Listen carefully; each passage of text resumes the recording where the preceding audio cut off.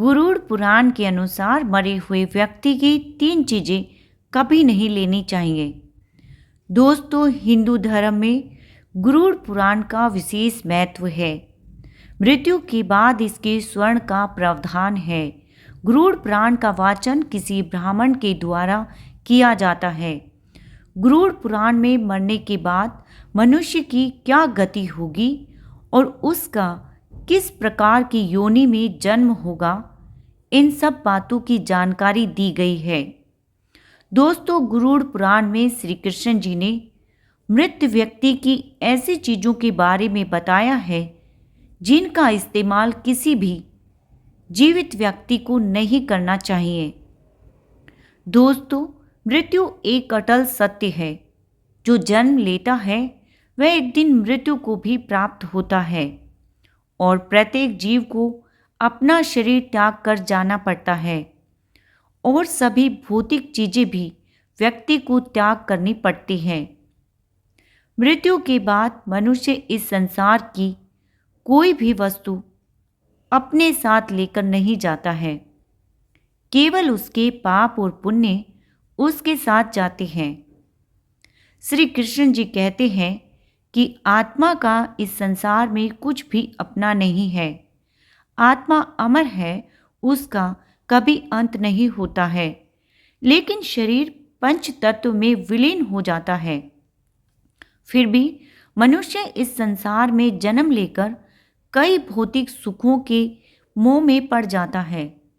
मृत्यु के बाद भी उसका उन वस्तुओं के प्रति मोह नहीं छूटता है। कई बार हम अपने मृत परिजनों की वस्तुओं को उनकी याद में अपने पास रख लेते हैं या फिर खुद प्रयोग करने लग जाते हैं, लेकिन शास्त्रों के अनुसार हमें मृत व्यक्ति की कुछ चीज़ों का उपयोग नहीं करना चाहिए, क्योंकि इन चीज़ों के साथ उस मृत व्यक्ति का मोह और ऊर्जा जुड़ी हुई होती है। ऐसे में यदि हम उन वस्तुओं का उपयोग करते हैं तो उन वस्तुओं का उपयोग करने वाले व्यक्ति को कई प्रकार की परेशानियों का सामना करना पड़ता है।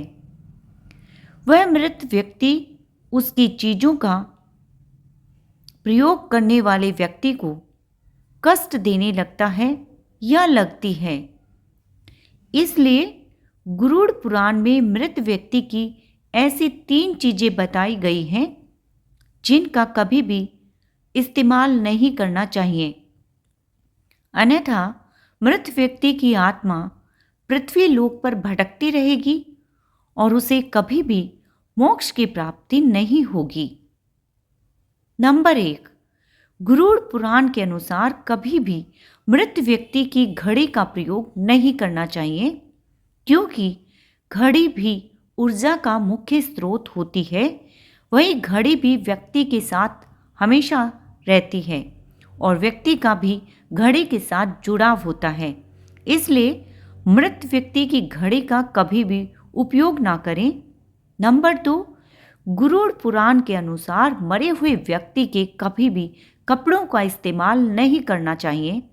ऐसा करने से मृत व्यक्ति की आत्मा उस व्यक्ति से जुड़ जाती है जो इनका इस्तेमाल करता है।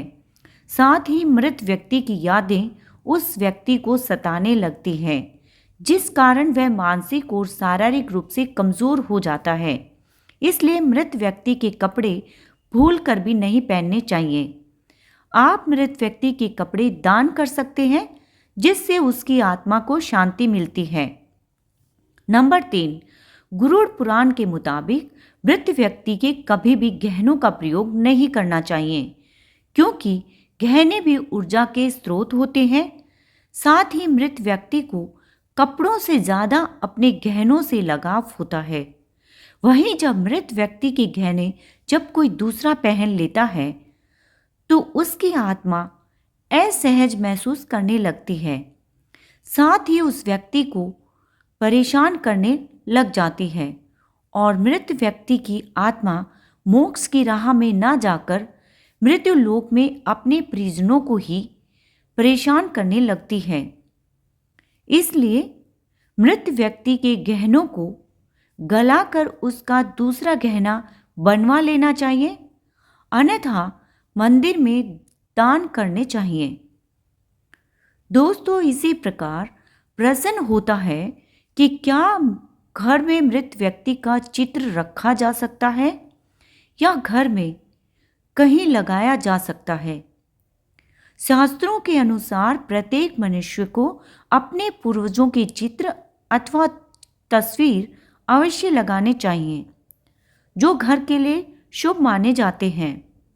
लेकिन अपने मृत परिजनों के चित्र बनाते समय इस बात का ध्यान अवश्य रखना चाहिए कि चित्र में परिजन प्रसन्न अवस्था में दिखाई दे, दुखी या क्रोधी अवस्था में ना हो, ताकि जब भी हम उनके दर्शन करें तो हमारे मन में उनके प्रति श्रद्धा और प्रेम का भाव उत्पन्न हो।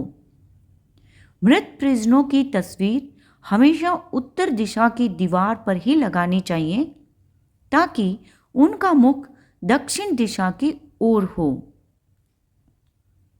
इसके अलावा किसी अन्य दिशा में पूर्वजों की तस्वीर लगाना अशुभ माना गया है। ध्यान रहे कि मृत व्यक्ति के साथ भूलकर भी जीवित व्यक्ति की तस्वीर ना लगाएं। साथ ही रसोई घर और शयन कक्ष में भी मृत परिजनों की तस्वीर ना लगाएं। दोस्तों, अगर वीडियो की जानकारी अच्छी लगे तो वीडियो को लाइक करें, शेयर करें और चैनल को सब्सक्राइब करें। आप सभी दोस्तों का बहुत बहुत धन्यवाद।